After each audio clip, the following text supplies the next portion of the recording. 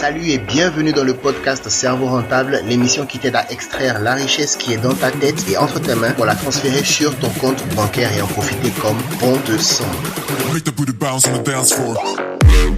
Je suis Yann Patrick, ton hôte, et aujourd'hui on va aborder une question qui m'a été posée par les membres de ma communauté et qui me semble très intéressante. Qu'est-ce qui est plus avantageux pour monétiser ces trucs rentables ? Est-ce qu'il faut créer des produits d'information ou est-ce qu'il faut proposer des prestations de services? Donc, si tu ne sais pas c'est quoi un truc rentable, je t'invite à aller écouter l'épisode précédent dans lequel je parle des trucs rentables, de comment trouver son truc rentable, avant de revenir écouter la suite de cet épisode. Ça y est? C'est fait? Tu sais maintenant c'est quoi un truc rentable? Ok, on peut continuer. Super. Quand on veut employer ces trucs rentables, on a tendance à penser directement à faire des prestations de services. Par exemple, si tu es doué dans le marketing digital, tu seras tenté d'élaborer des stratégies pour tes clients, donc de faire des prestations de consultance en marketing digital. Et si tu es doué en cuisine, tu voudras certainement préparer la nourriture pour les gens, peut-être même faire un restaurant. Ou encore, si tu as développé une expertise avérée dans le conseil, que ce soit conseil spirituel, conseil en développement personnel, relations humaines, tout ce qui est amour, amitié, travail, famille, etc., il y a de fortes chances que là encore, tu sois tenté de faire du coaching ou du conseil individuel. Il n'y a rien de mal à proposer des prestations de services pour valoriser et monétiser ces trucs rentables. Cependant, la plupart des entrepreneurs qui se lancent dans l'exploitation de leurs connaissances, talents et expertise également, commettent certaines erreurs qui les mettent dans des situations compliquées avec des clients difficiles qui ne paient pas bien, c'est-à-dire des clients qui veulent que tu travailles moins cher, mais en plus qui ne vont pas te payer dans les délais et selon les conditions prévues. Donc, la première erreur, c'est justement de chercher à être moins cher. Je le dis et je le répète. Si tu n'es pas dans des activités où tu vends de grands volumes, ne cherche pas à être moins cher. Si tu ne vends pas au moins 10 000 prestations par mois, ne cherche pas à être moins cher. Cherche plutôt à te démarquer et à apporter de la valeur ajoutée. Je pense que j'aurai l'occasion de développer en profondeur ce point-là dans un autre épisode du podcast. Donc ça, c'était pour la première erreur, vouloir être moins cher pour attirer les clients et avoir plus facilement des marchés. La seconde erreur est d'ignorer comment exploiter au mieux les 3 ressources fondamentales qui nous permettent de faire quoi que ce soit dans la vie. Il s'agit du temps, de l'énergie et de l'argent. Quel que soit ce que tu essaies de faire, cela va toujours te demander d'investir du temps, de l'argent ou de l'énergie, ou même une combinaison des 3. Si tu ne veux pas utiliser l'une de ces ressources, il te faudra dépenser beaucoup plus des autres ressources. Par exemple, si tu n'as pas assez de temps pour faire quelque chose, tu devras y mettre plus d'énergie pour finir la chose plus rapidement, ou alors payer quelqu'un qui va le faire à ta place. Si tu ne peux pas ou si tu ne veux pas payer pour faire ou pour avoir quelque chose, il te faudra utiliser encore ton énergie pour le faire toi-même et cela certainement va te prendre du temps. Et si tu n'as pas la force ou la capacité de faire quelque chose toi-même, il te faudra soit attendre d'en être capable, c'est-à-dire prendre le temps de finir, de te former et d'apprendre, soit payer quelqu'un qui pourra le faire pour toi maintenant. Quel que soit ce que nous faisons dans cette vie, cela va demander d'investir notre temps, notre argent et ou notre énergie. Or, notre temps n'est pas une ressource illimitée. Chaque être humain a une durée de vie déterminée et le compte à rebours démarre dès notre naissance. De ces 3 ressources fondamentales, le temps est la ressource la plus précieuse parce que c'est la plus rare. On ne peut pas emprunter du temps à quelqu'un d'autre. On ne peut pas stocker le temps. On ne peut pas le récupérer. Du temps perdu est perdu à jamais. Le temps ne se renouvelle jamais. Il faut donc investir son temps dans des choses qui en valent vraiment la peine, dans les vraies priorités de notre vie. Notre énergie est également limitée et finie. Cependant, contrairement au temps, l'énergie se renouvelle.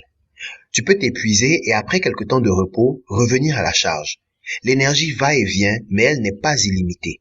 À un moment, on n'aura plus assez de force pour faire les choses, surtout à mesure que le temps passe.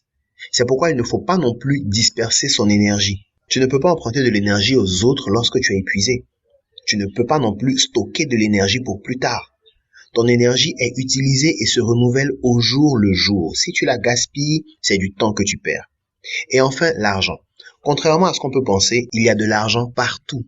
On peut en emprunter, on peut en stocker, on peut décider de l'accumuler indéfiniment ou de l'utiliser. L'argent est disponible partout et ta réserve d'argent peut se renouveler régulièrement. L'argent même peut s'accumuler plus vite que ce que tu ne peux dépenser. Contrairement aux deux autres ressources, l'argent est la ressource la plus disponible et la plus en abondance autour de nous. Donc, lorsque tu décides de fournir des prestations de services, en fait, tu décides d'engager ton temps et ton énergie pour obtenir de l'argent. Tu décides d'utiliser tes ressources les plus rares et les plus précieuses pour acquérir une autre qui est plus commune. Mais la question c'est, est-ce que l'argent que tu reçois en retour est à la hauteur de la valeur du temps et de l'énergie que tu investis dans la prestation? Voici donc le grand piège des prestations de services qui sont proposées à des tarifs bas. On veut être moins cher pour attirer plus de clients et faire plus de ventes, mais notre temps et notre énergie limitée ne nous permettent pas de servir plus de 10 000 clients par mois pour espérer compenser les faibles prix par de gros volumes. C'est à peine si tu pourras travailler avec quelques dizaines de clients chaque mois.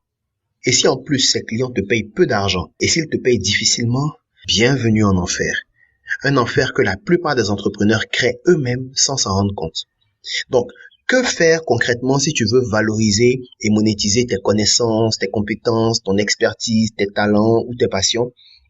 Est-ce qu'il faut abandonner les prestations de services pour ne proposer que des produits d'information? La réponse est non. Tu ne dois pas choisir l'un ou l'autre, tu dois faire les deux. Donc, crée des infoproduits, des produits d'information avec des niveaux de prix différents pour différentes bourses afin de satisfaire un maximum de personnes sans devoir engager ton temps et ton énergie pour chacun d'entre eux. Fournis-leur les outils qui vont leur permettre d'obtenir les résultats qu'ils désirent et laisse-les faire le travail. En même temps, dispose de tes prestations uniquement pour ceux qui sont prêts à te payer un premium, c'est-à-dire un prix élevé. Ainsi, ton temps, ton énergie et ton expertise seront justement valorisés et tu seras plus motivé pour donner le meilleur de toi et de ton expertise. Réserve tes prestations pour les meilleurs clients, ceux qui ont vraiment besoin que tu fasses le travail toi-même et qui te paieront bien et sans problème. Ainsi, pour tous ceux qui veulent moins cher, tu auras des produits d'information à leur proposer et pour tous ceux qui sont prêts à mettre la main à la poche, tu fourniras tes prestations de service. Vu que ton temps et ton énergie sont précieux et que tu ne dois pas les utiliser inutilement, tu vas les réserver uniquement pour les clients qui seront prêts à compenser avec un montant d'argent assez consistant. Si les gens n'accordent pas de valeur à ton temps, pas de problème. Fournis-leur toutes les ressources nécessaires et laisse-les utiliser leur propre temps et leur propre énergie. Tu sais, à l'époque de la ruée vers l'or dans l'ouest des États-Unis d'Amérique, les plus prospères n'étaient ni les prospecteurs ni les miniers, mais plutôt les personnes qui louaient ou qui vendaient les pioches, les pelles et autres matériels d'extraction. Ils étaient assurés de ne pas manquer de clients qui cherchent de l'or. Ainsi, ils pouvaient gagner de l'argent chaque jour sans lever le petit doigt. Mais imaginez si ces personnes-là avaient décidé, au lieu de mettre leur matériel à la disposition des autres, de garder ce matériel pour eux et d'aller faire le travail dans les mines eux-mêmes pour être payés ensuite en fonction de l'or trouvé et ramené. Leurs conditions ne seraient pas différentes de celles des simples mineurs, toujours épuisés, stressés et sous-payés. Donc, ne sois pas un mineur, sois un vendeur de pelles et de pioches. Et si quelqu'un veut que tu ailles toi-même dans sa mine pour creuser, il devra te payer grassement pour le temps et l'énergie qui seront engagés. Ne te demande pas si tu dois choisir entre produits d'information ou services. Fais les deux, mais pas pour les mêmes cibles. Propose des produits d'information pour tous ceux qui veulent moins cher ou qui peuvent utiliser tes informations pour faire le travail eux-mêmes. Et pour ceux qui ne veulent pas faire le travail eux-mêmes ou qui sont incapables de le faire, offre tes services à des tarifs premium. Bon, ce sera tout pour cette fois. Tu peux retrouver les autres épisodes du podcast sur ton appli de podcast, également sur YouTube, sur notre page Facebook et tous les liens sont dans la description. Au passage, abonne-toi à la page Facebook pour ne rien manquer de tout ce qui se partage parmi les cerveaux rentables. Surtout quand tu t'abonnes, assure-toi d'activer la fonction « Voir en premier » pour ne pas manquer les prochaines publications du podcast.